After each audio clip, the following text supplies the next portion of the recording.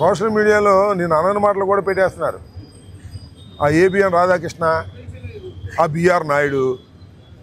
నేను నిన్న తిరుపతి వెళ్ళాను. తిరుపతిలో బంధుమిత్రులతో ఫ్యామిలీతో వెళ్ళి అక్కడ దర్శనం చేసుకున్న తర్వాత వెంగమాంబ ఉచిత భోజనశాలకు వెళ్ళి భోంచేశాను. భోజనం చాలా బాగుంది అని ప్రశంసించాను. నీట్గా జరుగుతుందని నేను చెప్పాను. అది కొత్తగా జరుగుతుంది కాదు, 1985లో ప్రారంభించబడినటువంటి ఉచిత అన్నదాన ప్రసాదం అప్పటి నుంచి ఇప్పటి వరకు సాగుతూ ఉంది. 27,000 కోట్ల రూపాయలు దానికి నీబోటి వాళ్ళు ధర్మాత్ములు ఇచ్చారు. ఆ డబ్బులన్నీ ఉన్నాయి. నీట్గా చేస్తున్నారు. ఎప్పుడు చేస్తున్నారు? బిఆర్ నాయుడు వచ్చిన దగ్గర నుంచే చేయట్లా, కూటమి ప్రభుత్వం వచ్చిన దగ్గర నుంచే చేయట్లా, 85 నుంచి చేస్తున్నారు.